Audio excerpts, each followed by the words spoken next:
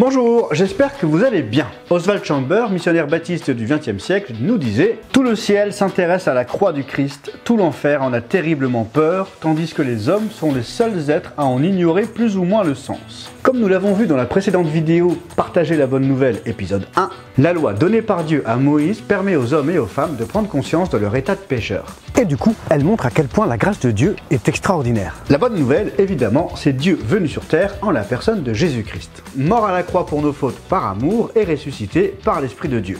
Vu que personne n'était capable d'accomplir la loi, il est venu lui-même le faire gratuitement alors qu'on ne le méritait même pas. On pourrait définir la grâce de Dieu par une faveur non méritée accordée à une personne infiniment peu méritante. Mais alors, comment montrer la grâce de Dieu à celles et ceux qui ne le connaissent pas ?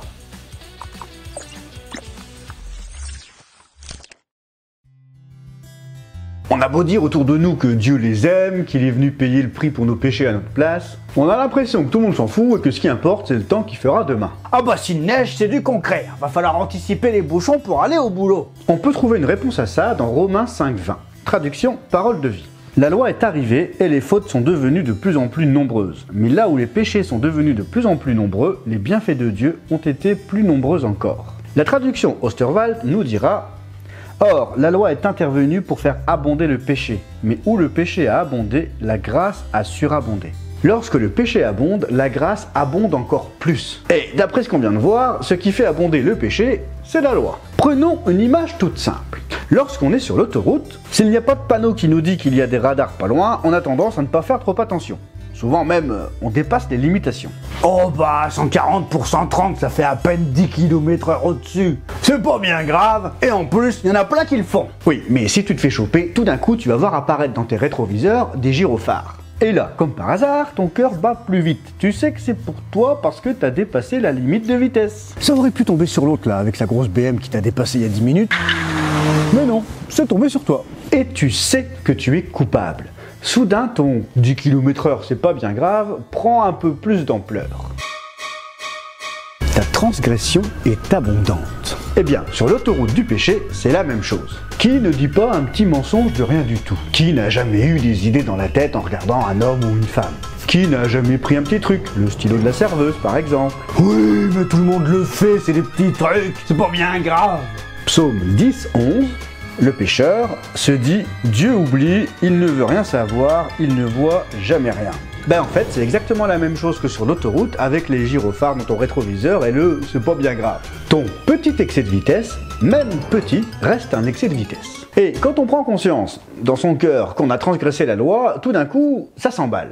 Peu importe que plein d'autres le font aussi, on prend la mesure de notre culpabilité. À ce moment-là, on se retrouve seul face à notre conscience et à toutes ces petites transgressions qu'on a pu faire. C'est chacun, personnellement, qui devra rendre des comptes à Dieu. La convoitise du cœur devient un adultère, le petit mensonge, un faux témoignage, suivre sa propre voie, une rébellion, sa haine, un meurtre.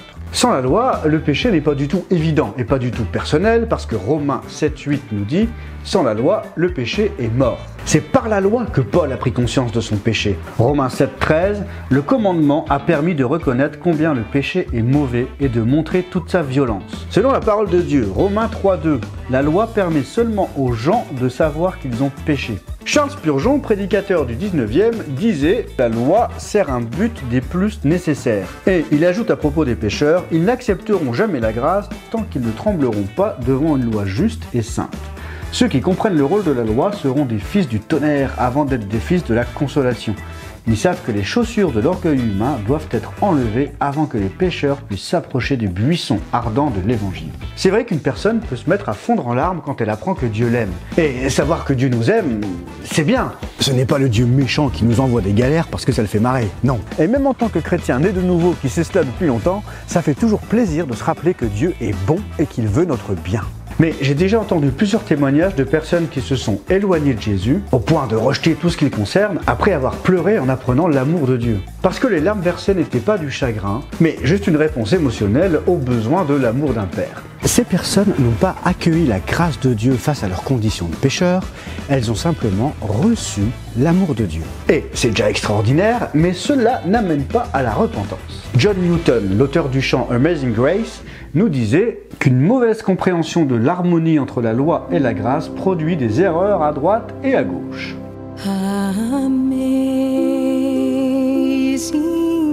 grace, how sweet the sound. Aujourd'hui, on peut voir des catastrophes naturelles, des maladies, de la souffrance, et beaucoup de personnes non croyantes accusent Dieu. Si Dieu est tout puissant et que c'est un père qui aime, soit il s'est planté quand il a tout créé, soit c'est un tyran qui prend son pied en voyant ses enfants souffrir. Soit il y a un truc faux entre Dieu et les hommes. Dieu est tout puissant et il ne s'est pas planté quand il a tout créé. Puisque Dieu est amour, il ne prend pas son pied à voir ses enfants souffrir. C'est la raison pour laquelle j'opterai pour le troisième choix. Il y a un truc entre Dieu et les hommes qui est faux.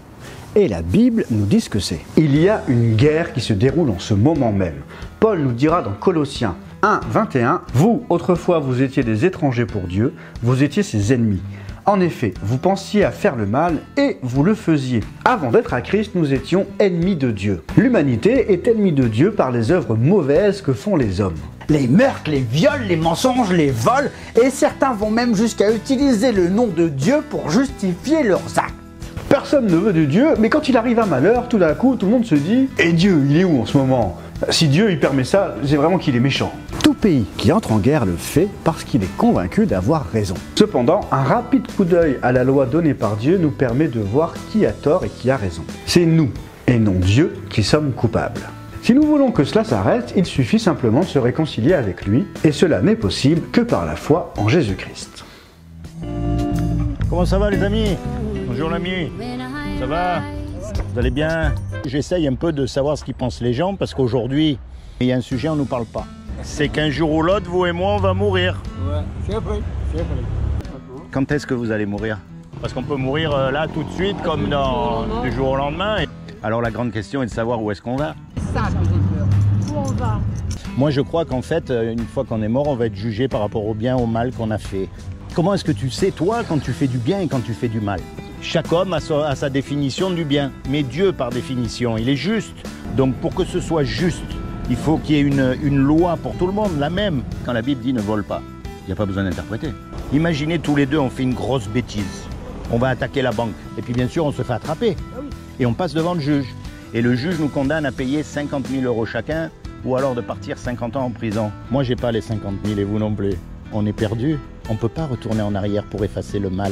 Et on ne peut pas dire au juge non plus « Monsieur le juge, excusez-moi, vous êtes miséricordieux, je vous demande pardon. » Non, ça ne marche pas. Le juge, il va dire « C'est vrai que je suis bon, mais c'est pour ça qu'il faut que tu payes l'amende. » Et puis là, il y a un homme qui arrive, qu'on ne connaît même pas, et qui met l'argent sur la table pour que vous et moi, on soit libres. C'est justement ce que Jésus a fait pour nous. Il a payé l'amende à notre place pour que nous, on soit libres. Le juge, lui, il est satisfait. L'amende, elle a été payée. Et nous, malgré qu'on est coupable, on est libérés. Et il est mort pour vous et pour moi. C'est par amour pour toi. C'est par amour pour toi aussi. Et il a dit, quiconque croit que Jésus est le Fils de Dieu et qu'il est ressuscité des morts, il aura la vie éternelle à mes côtés. Quiconque se l'approprie pour lui, il sera sauvé. Mais pas comme les hypocrites. C'est pas d'aller dans une religion. Parce que la religion, ce sont des hommes qui se sont autoproclamés représentants de Dieu sur terre pour dominer sur les hommes. Mais c'est de le choisir comme votre avocat pour le jour du jugement dernier. Quand vous êtes tout seul, c'est là qu'on se tourne vers Dieu et qu'on commence à lui parler, à avoir une relation personnelle avec lui. C'est simple, c'est qu'une question de foi. Et même si vous n'avez pas assez de foi, eh bien vous demandez à Dieu qui vous donne la foi. Allez, soyez bénis tous les deux.